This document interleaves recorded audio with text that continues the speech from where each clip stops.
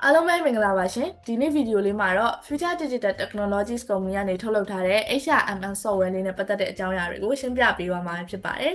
ပထမဆုံးအနေနဲ့ဒီ software လေးကိုအသုံးပြုမယ်ဆိုလို့ရှိရင် user name နေရာမှာကိုယ်သုံးပြုမဲ့နာမည်လေးကိုရိုက်ထည့်မယ်ပြီးတော့ password လေးကိုရိုက်ထည့်ပြီးတော့ sign in ဝင်လို့ရပြီပဲဖြစ်ပါတယ်software လေးတွေကိုဝင်လိုက်မယ်ဆိုလို့ရှိရင်ပထမဆုံးတွေ့ရမှာတော့ dashboard ပါဒီမှာဆိုလို့ရှိရင်တော့ကိုယ်နဲ့သက်ဆိုင်တဲ့အခန်းကဏ္ဍတွေကိုလာပြီးတော့အလွယ်တကူကြည့်လို့ရအောင်လို့တင်ထားပေးတဲ့နေရာလေးတစ်ခုပဲဖြစ်ပါတယ်ဒီဘေးနာ tab လေးနဲ့ပတ်သက်ပြီးတော့လည်းရှင်းပြချင်ပါတယ်ပထမဆုံးအနေနဲ့ဆိုလို့ရှိရင်တော့ employee management ပေါ့နော်သူ့မှာဆိုရင်တော့ဝန်ထမ်းတွေရဲ့ profile တွေနဲ့ပတ်သက်ပြီးတော့ဖန်တီးရပြုတင်တာဖြတ်တာတွေကိုလှုပ်ဆောင်လို့ရတဲ့ function လေးပါမှာပဲဖြစ်တယ်ပြီးတော့ဒီ new user ဆိုတာလေးကိုနှိပ်ပြီးတော့လည်းဒီ random profile အသစ်ဖန်တီးလို့ရရပေါ့နော်ပြီးတော့ဒီမှာပြထားတဲ့အတိုင်းဝန်ထမ်းနာမည်ကိုနှိပ်နိုင်မယ်ဆိုလို့ရှိရင်အဲ့ဒီဝန်ထမ်းနဲ့ပတ်သက်တဲ့ data တွေအကုန်လုံးကိုကြားလာမှာဖြစ်ပြီးတော့ဒီသူနဲ့ပတ်သက်တဲ့အချက်အလက်တွေကိုဒီထေးကြည့်လို့ရမှာပဲဖြစ်တယ်ပေါ့နော်နောက်ထပ်တစ်ခုကတော့ payroll management ပဲဖြစ်ပါတယ်အဲ့မှာဆိုလို့ရှိရင်ပထမဆုံး salary template ပေါ့နော်သူ့မှာကဝန်ထမ်းတွေရဲ့လစာနှုန်းထားကိုတွက်ထားပေးရဲ့ template လေးပါဝင်တာပဲဖြစ်ပါတယ်ပြီးတော့ညာဘက်က set salary template ဆိုတာလေးကိုနှိပ်ပြီးတော့လဲ salary template အသစ်ထပ်လုပ်လို့ရပါတယ်အဲ့ဒီကိုဝင်လိုက်မယ်ဆိုလို့ရှိရင်တော့အရင်ဆုံး employee မှာဘယ်ဝန်ထမ်းကဘယ်ဝန်ထမ်းအတွက်လုပ်မှလဲကိုရွေးရမယ်ပြီးတော့သူ့ရဲ့ basic salary ရှိမယ် OT ဆင်းနေဆိုလို့ရှိရင်လည်း OTJ ဘာညာရှိမယ်ပြီးတော့ allowance တွေရှိမယ်ဆိုလည်းအဲ့ allowance တွေကိုဖြည့်လို့ရတယ်ပြီးတော့ deduction ကတော့အဲ့မှာ income tax ပဲဖြစ်ဖြစ်ဒါမှမဟုတ်ဝန်ထမ်းအနေနဲ့နှုတ်ခံရတဲ့ဟာမျိုးရှိမယ်ဒါဆိုနှုတ်ခံရမယ့်ဟာမျိုးရှိမယ်ဆိုအဲ့မှာသွားဖြည့်လို့ရတယ်ပေါ့နော်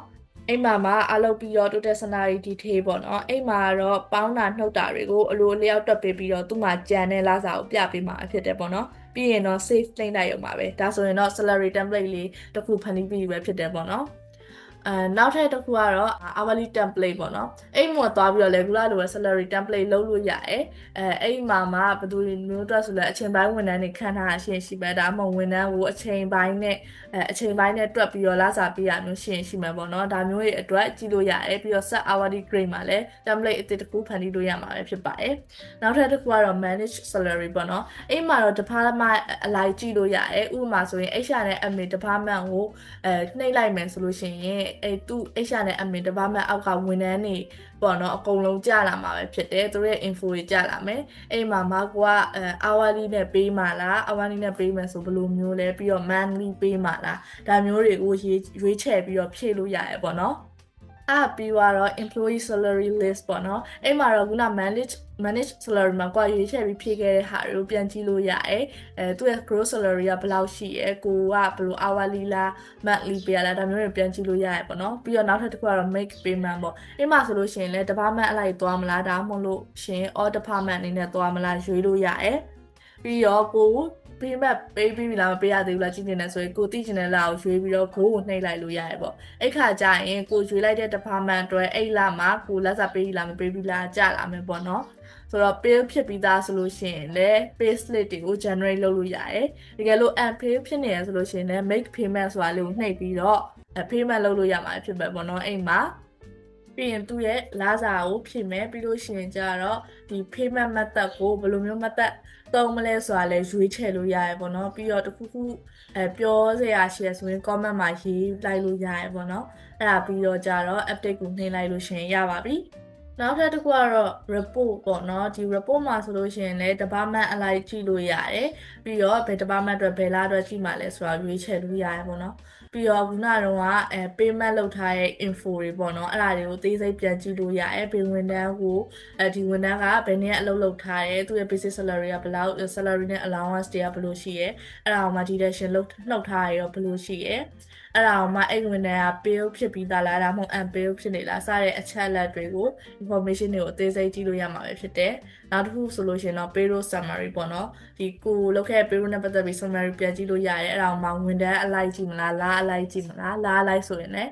ကိုကြည့်ကျင်တဲ့လားလေးကိုရွေးချယ်ပြီးတော့ကြည့်လို့ရတယ်အဲ့လိုဆိုလို့ရှိရင်ဒီမှာ payroll summary ကဒီအသေးစိတ် list လေးပေါ်လာရပေါ့နော်ကြည့်လို့ရမှာပဲဖြစ်ပါတယ်နောက်တစ်ခုကတော့ salary advance ထုတ်တဲ့အပိုင်းတွေနဲ့ပတ်သက်ပြီးတော့လှုပ်ဆောင်လို့ရအောင်လဲ fashion လေးထည့်ပေးထားတယ်ပြီးတော့ overtime ဆင်းတာရဲ့အတွက်ဒါမျိုးအတွက်လည်း fashion လေးတက်ထည့်ပေးထားတယ်ပြီးတော့ employee award ပေါ့နော် award ပေးရမျိုးတွေဆိုရင်လည်းပတ်သက်ပြီးတော့ဒါမျိုးတွေအတွက်လည်း fashion လေးထည့်ပေးထားပဲဖြစ်ပါတယ်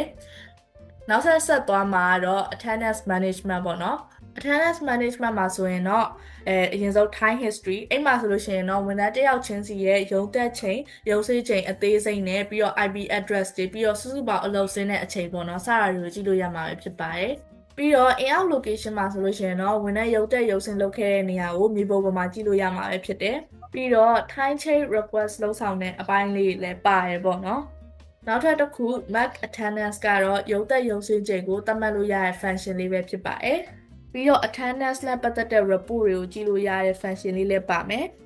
regularization မှာဆိုလို့ရှိရင်လည်းရုံးတက်ရုံးဆင်းချိန်မှာအစားထိုးပြန်သတ်မှတ်လို့ရတဲ့ function လေးပေါ့နော်ဒါမျိုး function လေးလည်းပါမှာပဲဖြစ်ပါတယ်ပြီးတော့နောက်တစ်ခုကတော့ promotion လုပ်တာလေးရှိမယ်ပြီးရင် location snapshot ပေါ့ location snapshot မှာဆိုလို့ရှိရင်တော့ဝန်ထမ်းရဲ့ mobile application ကပို့လိုက်တဲ့ပုံတွေပြီးတော့သူတို့ရဲ့ဒီလိပ်စာတွေပြီးတော့ remark တွေစတာတွေကို check လုပ်လို့ရမှာပဲဖြစ်တယ်ပြီးတော့ဝန်ထမ်းတွေကို termination လုပ်တဲ့အပိုင်းအတွက်လည်း function လေးပါမယ်နောက်တစ်ခုကတော့ shift management ပေါ့နော်ဒီမှာဆိုလို့ရှိရင် shift mapping manage shift ဒါမျိုးလေးပါမယ်ဒီဝန်ထမ်းတွေကိုအဆိုင်ခွဲပေးတဲ့အပိုင်းလေးပေါ့နော်ဒါနဲ့ပတ်သက်တာတွေကိုလှုပ်ဆောင်လို့ရမယ့် function လေးပါမယ်ပြီးတော့ဒီ dashboard မှာဆိုလို့ရှိရင်လည်းဘယ်ဝန်ထမ်းကိုဘယ်နေ့မှအဆိုင်ချထားပါလဲဆိုတာကိုပြန်ကြည့်လို့ရတဲ့အပိုင်းလေးပါမယ်အဲ့ချိန်မှာသူလွတ်နေရ available ဖြစ်နေရဆိုရင်လည်းအဆိုင်ချခြင်းဘယ်ချိန်ချခြင်းလဲတခါရွေးပြီးထည့်လို့ရအမျိုးလေးလည်းရှိမယ်ပေါ့နော်ပြီးတော့ဝန်ထမ်းတွေ resign လုပ်တဲ့အခါမှာအသုံးပြုလို့ရတဲ့ function လေးလည်းပါမယ်နောက်တစ်ခုကတော့ department ပေါ့နော် department မှာဆိုလို့ရှိရင်လုပ်ငန်းခွင်အတွင်းမှာရှိတဲ့ department တွေရဲ့ position တွေကိုကြည့်လို့ရတယ် new department ကိုနှိပ်လိုက်လို့ရှိရင်လည်း department အသစ် position အသစ်တွေကိုဖန်တီးလို့ရမှာပဲဖြစ်ပါတယ်နောက်ထပ်တစ်ခုကတော့ recruitment ပေါ့နော် recruitment မှာဆိုလို့ရှိရင်အလုပ်ခေါ်စာတင်တာတွေဒါနဲ့ပတ်သက်ပြီးတော့လုပ်လို့ရမယ့် function လေးပါမယ်ပြီးတော့ကိုတင်ထားတဲ့အလုပ်ခေါ်စာကိုလာလျှောက်တဲ့ application တွေကိုမြင်တွေ့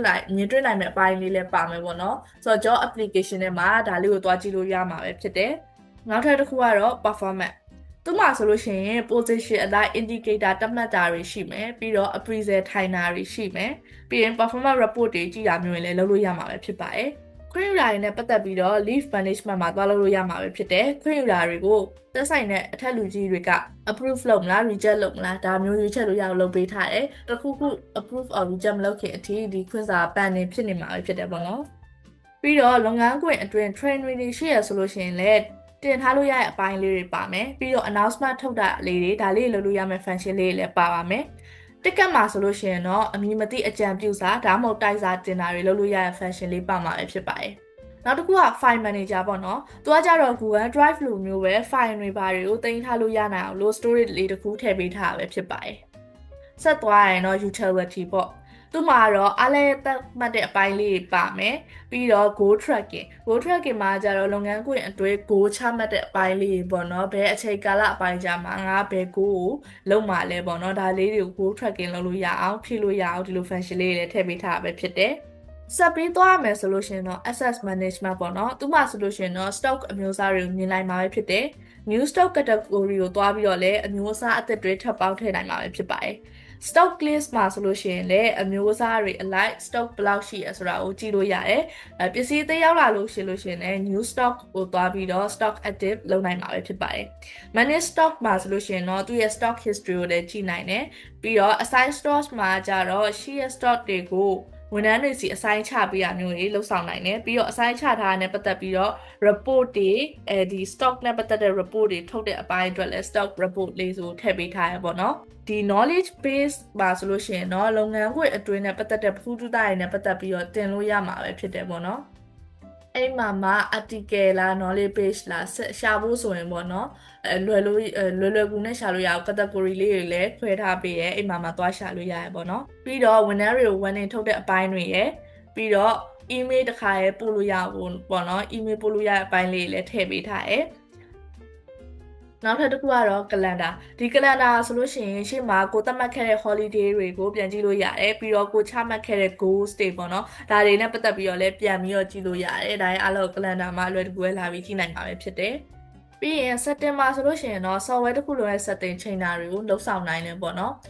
်ပြီးတော့ database ကို backup restore လုပ်တာတွေလုပ်လို့ရအောင်လို့လည်းဒါဒီ function လေးလည်းထည့်ပေးထားတယ်ပြီးတော့ဝန်ထမ်းတစ်ယောက်နဲ့တစ်ယောက်အပြန်အလှန်စာပို့နိုင်တဲ့ private chat system လေးလည်းထည့်ပေးထားပဲဖြစ်ပါတယ်။ ဆိုတော့ तू က private chat ဆိုတဲ့ tab လေးကိုနှိပ်ပြီးသွားရင်သွားတာမဟုတ်လဲဒီဘက်ဘေးမှာရှိရဲ့ icon ပေါ့နော်အဲ့ဒါလေးကိုနှိပ်ပြီးတော့လဲသွားလို့ရမှာပဲဖြစ်တယ်ကို check လုပ်ချင်တဲ့ဝန်ထမ်းပေါ့နော်နာမည်ကိုနှိပ်လိုက်ပြီးရနဲ့ဒီ start chat လုပ်ပြီးတော့စပြီးတော့ပြောဆိုဆက်သွယ်လို့ရပြီပဲဖြစ်ပါတယ်ဟုတ်ကဲ့ပါကျွန်မဒီဗီဒီယိုလေးမှာရှင်းပြပေးသွားတာကတော့ Future Digital Technologies ကနေထုတ်လုပ်ထားတဲ့ Human Resource Management System HRMS software လေးအကြောင်းကိုရှင်းပြပေးသွားတာပဲဖြစ်ပါတယ်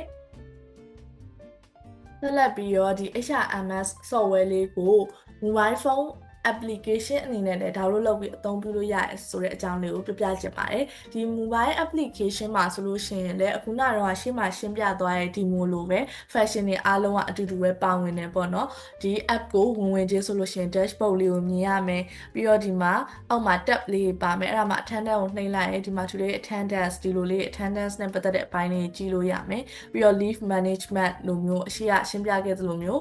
ဒီ pending ဖြစ်နေတာမျိုးရှိရဲအဲ့ဒါကို reject လုပ်မလား approve လုပ်လားလုပ်လို့ရတယ်ပြီးတော့ကိုရိုင်းရဲ့